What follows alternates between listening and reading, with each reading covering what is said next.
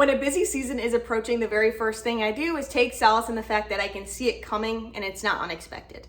Because expected busyness for me is better than unexpected busyness. Then I freak out a little bit on a daily basis, pretty low grade. And then the next thing I do is plan or overplan. So that's what we're gonna be talking about in this video. Planning is seen as generally positive, and it also can be considered a coping mechanism, especially with anxiety, for example. I love planning, it's very necessary for me. There are times when I feel like I'm good at planning, and then there are times when I feel like I'm not organized enough. Planning is a way for me to prepare for any upcoming events, of course. It's also a way to sort of Jenga my life, fit things in a more strategic way. It helps me manage my peace, my pace, and also my mental health. Finally, it also lets me assess if I'm actually making time for things that I say are important to me.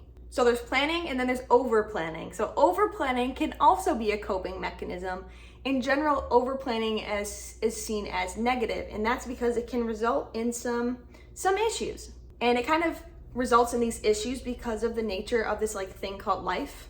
Overplanning is a means of trying to get this really firm control. As someone who already has problems with my perceived locus of control versus what I actually have control over, overplanning does not help me with that.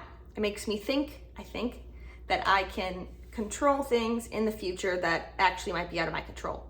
So the more we plan for something also, the more we want it to turn out that way. And so if it doesn't and the plans change, or the details change, that can be pretty disappointing. Also, I find it's particularly painful if the plans change when that plan has been being planned in advance for a very long time.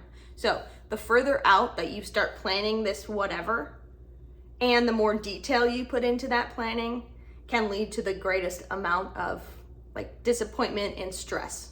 So planning and over planning then is a very delicate balance, because I want to be thoroughly planned, but I don't want to be overly planned. But also some parts of my life, I don't want to plan. We shouldn't have to plan certain parts of our life to be human. It's kind of against nature, I think, in a way, maybe, I don't know. So we're now going to get into the tools for how to take care of ourselves during the busy season and how to plan instead of overplan.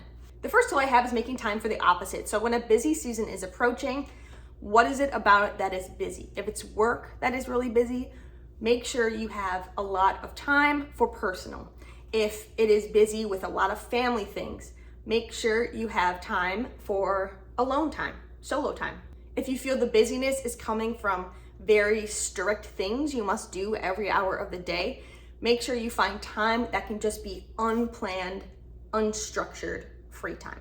This idea of doing the opposite and making time for the opposite is sort of based on a principle from dialectical behavioral therapy, or DBT. The next tool I have is making sure you have your solid nighttime routine. You absolutely must have your solid nighttime routine. At least I absolutely must have mine. The thing with my solid nighttime routine is I really make sure that it's my usual routine, but it's not my 100% of the time routine. Because if there's times when I'm not able to fulfill that routine, or I just don't do that routine, there is not a guilt in there, because I know that I'm not meant to do it every single time. I'm just meant to do it when it's within my control and I'm able to do it. I'm committing to doing it. If it helps, I would write it down and I would stick it up somewhere, on the bathroom mirror, and just start getting excited about it. The next tool I have is called phone check. So don't click away. No one wants to hear about their screen time. I am not talking about if I think screen time is bad for you, or if it actually is very necessary, and that going on the internet creates connections and blah, blah, blah. I'm not talking about any of that. I am talking about a little phone revamp, perhaps, when it comes to a busy season. The reason I say that is I looked at my average daily phone screen time for this week, and it was 3.5 hours per day. Personally, I don't think that's that bad. I don't think 3.5 hours per day on average on my phone is that bad. I think it's lower than a lot of other people's. However, when I looked at the total for the week, it was over 25 hours.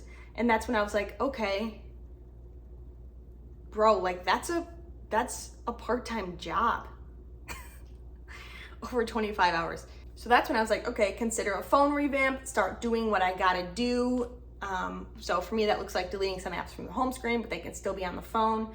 And I'm kind of bringing back the idea of home computer time. Like when we were little and you were able to have 30 minutes of computer time. at night per day, and you could do whatever you want on the computer. I'm kind of gonna bring that back, and I'm just gonna like check my Instagram and check TikTok or whatever else, just like 1 time per day on a computer. I think what we'll find is this will help in the busy season, but that's just a prediction. The next tool I have is called You Absolutely Must Watch the Car in Front of You. A lot of the times we see people focusing on a different car than the car they need to focus on, which is the car in front of them. My brain works like, okay, I'm watching the car in front of me, I'm watching the car in front of him for anticipation purposes. My brain likes to make assumptions and patterns. And so when I'm watching 2 cars in front of me and he does something, in my mind I'm like, okay, then this person should or is probably doing this. The person, 2 cars in front of me, that person's behavior does not dictate the behavior of the person behind me. It might influence it, but maybe not.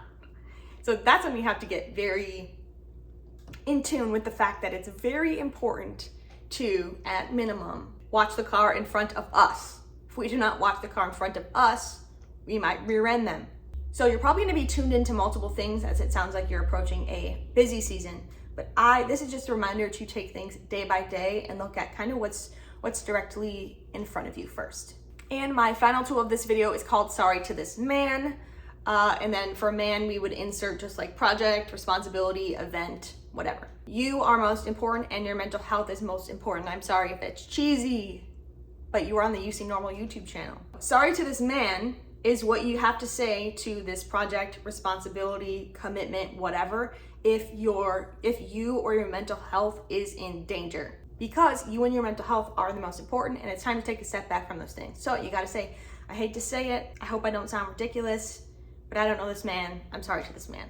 So life is gonna happen whether we plan, overplan, or plan literally nothing at all, but I like to think things will maybe turn out okay. That's what I like to tell myself. Before we go, I have 2 other places you can find different kinds of content from me.